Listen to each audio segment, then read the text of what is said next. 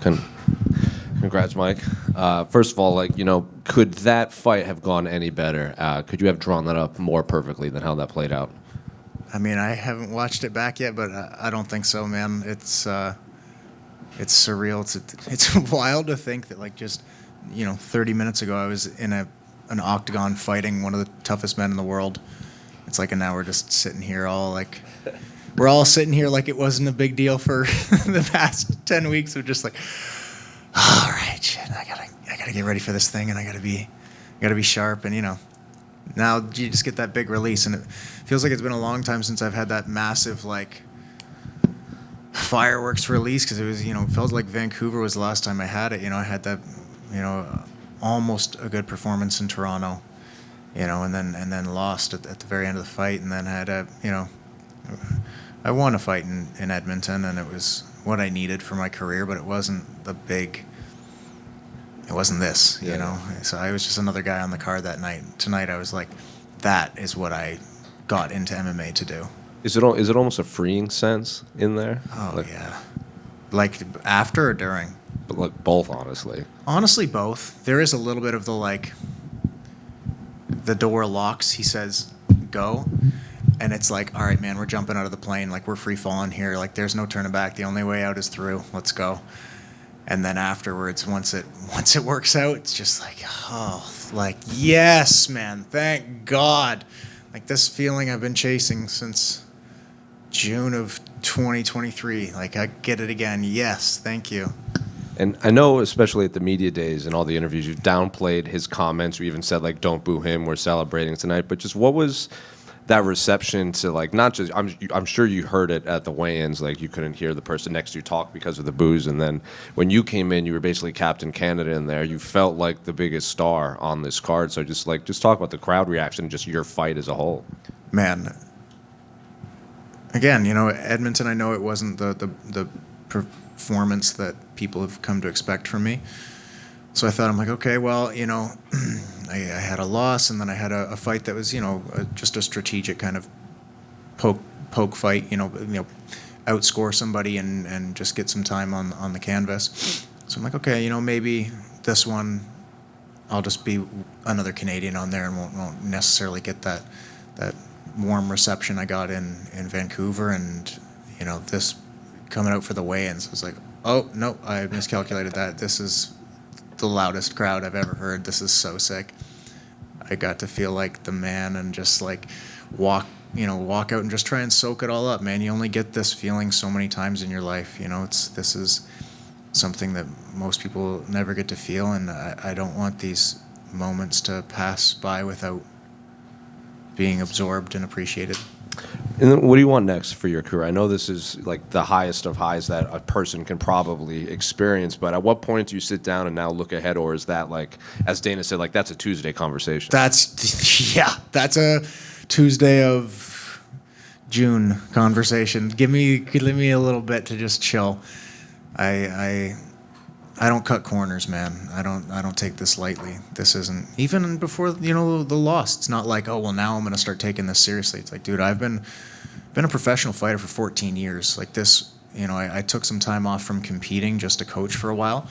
14 years is a long time, and I've put so much focus and attention into this game. And again, yeah, I don't cut corners. I don't really take any time off. I'm saying give me some time. I'm not gonna end up actually taking real time off. I know who I am, but right now in my head, I think I'm gonna take some time and go to a beach or something, or go to a cottage in Muskoka or something. But yeah, no, that's a Tuesday conversation. Just last one for me. I know you said kind of the build-up with him was the cherry on top makes this exciting, but his pre-fight comments were he was more durable and he had more firepower, and then you put him away in basically less than a minute. Is that the extra cherry on top to kind of use his words against him, essentially? I mean, I got some good power in my hands too, man. Like, I won by knockout in my first fight. I wore my blood-soaked flag that I wore out to the Mickey Gall fight, still covered in blood stains, which I was like, shit, should I wear that out? Is that disrespectful to have blood all over the flag? And I'm like, no, man, I want that as like an added thing that I'm taking to the octagon with me. Like, no, man, And it was the same, you know, I caught him with a left hook to put him away, just like that night too. But yeah, I mean, no, I'm durable. I hit hard. I'm strategic, you know. And he is too, man. I mean, this is the brutal part about this game is like, oh man, you lost and he lost, you won, like that means you're really good and that he sucks, right? It's like, no, dude, that's a really good fighter. That guy has starched dudes in the UFC. Like that guy's good, man. I felt sharp tonight. I trust the process. I trust my coaches. I trust my team.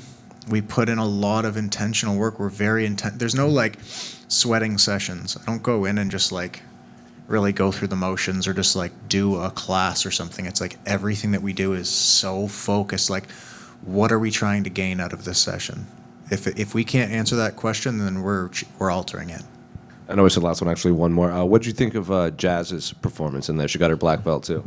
Yeah, deserved the black belt big time. And I remember I'm like, damn, she's setting that bar high. And I like, all right, I said it earlier. I'm like, all right, I guess Jazz will get to be the man tonight, and I'm just gonna focus on just getting the win. You know, just going out there and staying focused and not trying to, you know, have a win like hers. And you know, it ended up kind of working out to where we both got to have great performances in different ways. And I'm just so proud of her, man. She's such a great example of consistency and hard work. And like, she started late, man. She started training at 26. Like, I had fought in Bellator before she started training. I had moved to California to train at Alpha Male before she started training. I was like, and she beat me to the UFC by a couple of weeks on Contender Series. And then now she's ranked and just beat a former champion, one of the greatest female fighters of all time. Like, Jessica Andrade is an incredible fighter. Like I mentioned earlier, Jazz took her down, took her back, rear naked choked her. Like, Mackenzie Dern didn't do that. Mackenzie Dern's like a multiple-time world jiu-jitsu champion, and Jazz did that to Jessica Andrade. Like, Jazz is so good, man. I'm so proud of her. Mike right here. Congrats on the win. Thank you. You know, just to build a little on what Jose said earlier, I mean, during media day, you said all the right things. How much of that was not getting lured into an emotional fight with Charles, and was there anything that he did say that got you at all? Yeah, I mean, it's you don't want to. Some people maybe need that heated intensity to come out and feel like feel like a cornered animal, and they need to do that to perform. You know, I don't think that's me. You know, if it comes down to something like that, I'm like, okay, I can, you know, if something gets emotional, all right, okay, you know, but I felt just staying calculated and focused on the task at hand was the way to do it, and I felt pretty genuine all week, you know. Everything could have gotten to, you know, to me or to anyone. Anything can get to anybody. You can let stuff get to you, right? But I'm the one in control here. It's like, this guy's not in control of my emotions. This guy's not in control of what I'm going to think about or what I'm going to focus on. There's so many things with this sport, and I talked about it all week. There's so much stuff you can focus on when it comes to fighting in the cage or fighting in the octagon. It's like, you know, representing my country. Oh man, I don't want to let these people down. Oh man, I want to make this kind of money. I want to be ranked. I want this. I want these opportunities. I want all this stuff. It's like, all right, of those things, what actually affects what happens in the octagon? None of them, really? If you don't let them? Okay, what affects what goes on in the octagon? That's what you need to focus on, and that's what I was focused on all week. And I thought I did a good job of it. I felt, you know, you get all sorts of feelings on fight day, but overall I felt pretty calm. It's funny, almost like too calm to where you're like, man, is that worrisome that I'm like not as scared as I could be, or like that I'm not anxious, like I'm, you know, so, yeah. You said after the fight, I mean, you were very gracious in victory. You also said those last few shots did feel good. Was that kind of your super necessary moment, let's say? I don't think I said that, did I? Did I say that? You know, All right, maybe I said that. Dude, it's a fight in a cage, dude, in the octagon. Like, he's awake. If I let off early and he stands up, we're back at it. Sorry, man. Like, you're in there to protect yourself, and Mark Goddard was in there to protect yourself. I'm not going to be the third guy in there to protect you. You know what I mean? Like, no, it's go time until he said stop and I stopped. That's when I'm stopping. Fair enough. And then you talked about Jazz. There was a clip going around, big moment between the two of you backstage. You've done this a few times now where you've shared a card. Do you prefer that, or would you rather not be fighting when she's fighting? Like, how do you look at it? No, I love sharing a card with Jazz and my teammates. That's, every time we book a fight, it seems like it's like the fight week, same week we both get a fight together, and our saying is 2 weddings, because when it comes to fighting, fighting is kind of like,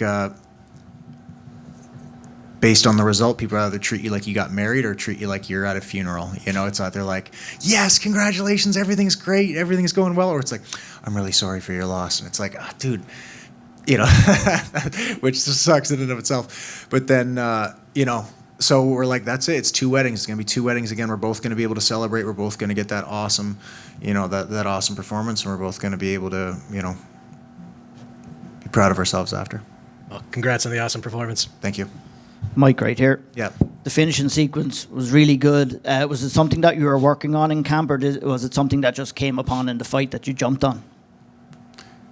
Like what dropped him or what? What dropped you? What dropped him? I think it was a left hook that dropped him, and then you obviously followed up with the ground and pound. I mean, I've had lots of great striking coaches throughout my career. None better than Cruel Halmajian. That's, something he's been working with me for, what, 15 years? 16 years? Yeah.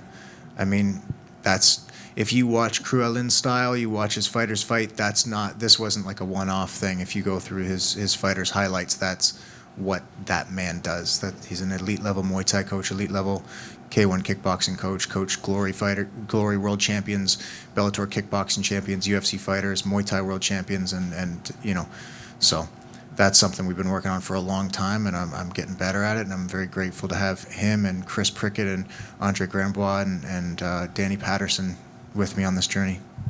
There was a lot of emotions after the win. Obviously, when you were speaking with DC, we don't normally see that from you. Was that kind of just the realization of the moment and it being such a big part of your career and big night for you? If you don't see that from me normally, you're not looking close enough, because I cry after every fight, man. Fight night card is rumoured to be coming to Canada later on this year. I would assume that you would like to be on that card, yourself and Jazz again. Do you feel, with wins for both of you tonight, you could be looking at co-main, main event slots for both you guys? That's a Tuesday conversation. Yeah, obviously that's probably what's going to end up happening, but we'll talk about that later. Thank you. Thank you. Congratulations on your win. You made Canada very proud tonight. Thank you. I saw you and Pierre Poilievre had an interaction. Is there anything you want to share about the words exchanged between you two? Are you surprised he's a fight fan? No, I'm not surprised he's a fight fan. We have a mutual friend. I don't know if, we have a mutual friend, and I knew he was a fight fan. Yeah, I didn't mean to take a firm political stand. I didn't mean to become a political figure today. I just, like, all right, man, like, I appreciate people who are trying to make our country a better place and who are willing to work hard for us. And that's just, there's so much bullshit with politics and stuff right now. Whatever side you're on, I just hope people want to help people, want to help our country, want to make this country a better place, provide opportunities for people, look out for one another. The logo behind me, Skilled Trades College, man, they're doing a great job of providing education and job opportunities for young people in this country, and those are the kind of people that I want to partner with and invest my time with, and just like the Full Send boys and man, I'm yeah. So it was cool to see Mr. Poilievre. That was really cool. Didn't expect that. And I appreciate the support, and I hope just want the best for our country, man. I hope we're on the up and up.